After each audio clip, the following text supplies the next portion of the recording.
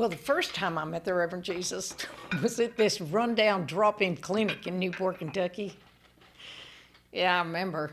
It's one of those days that was muggy enough to grow mold on a Dead Sea Scroll. What was he doing at the clinic? Well, Jesus come in there looking for something to drink. Yeah, sure enough, right by the door, there was this big cooler water, but all the cups are gone. So Jesus, he looked around, spotted me sitting in a folding chair nearby. Now, I got to tell you, I looked a little rough around the edges back then. In fact, I was working nights at a local strip health club at the time. Why were you at the clinic? Oh, I was waiting in line for the methadone maintenance drug treatment program. But you know what? That didn't seem to bother him one bit.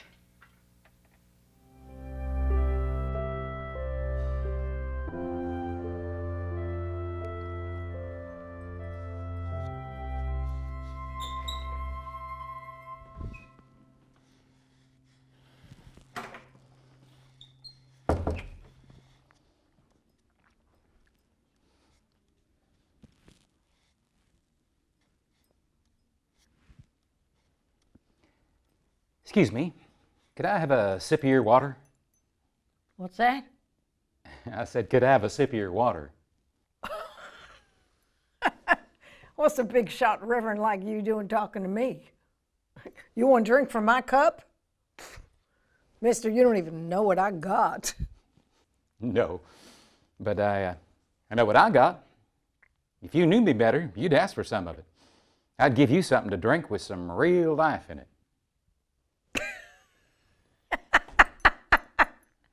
That is some kind of opening line. So tell me, where do you get this drink of yours? And it better be mighty good, mister, because you're in the holy land of homegrown bourbon now. I guess you think you can brew it better than old Granddad himself. Well, as a matter of fact, I did try my hand at making some wine once, but that's not what I'm talking about. Ma'am, you see this cooler of water here?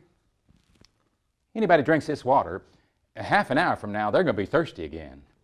The drink I'm talking about, once you taste it, you're going to feel like you got a cold, clear mountain spring way down deep inside you that'll never run dry. Well, now, that'd be some drink, all right. I think so.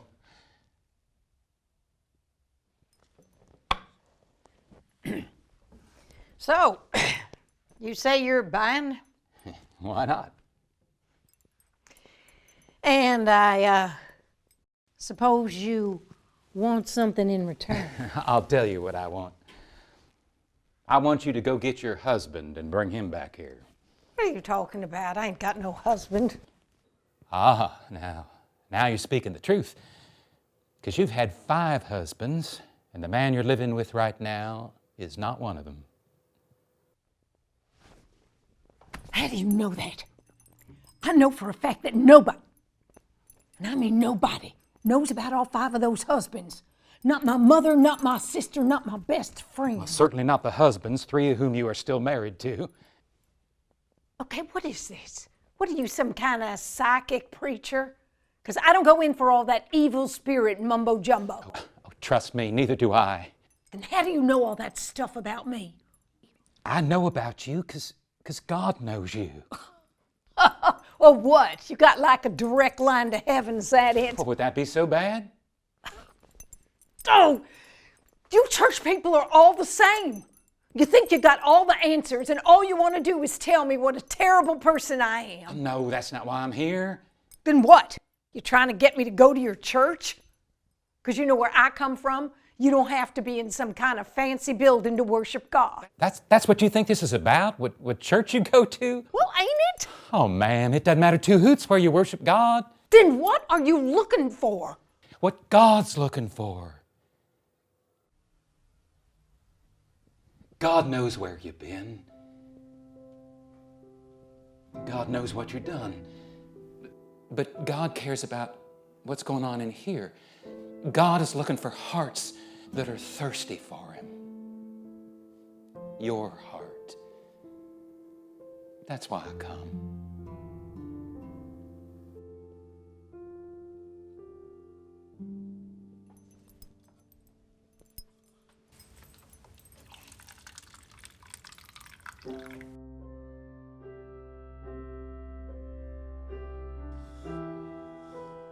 You know, my life, people have been talking about some kind of prince on a white horse. Gonna come carry us away to where it all makes sense. Couldn't be true, could it? And I've just been looking in the wrong place. It's true. I know, 'cause I'm the one.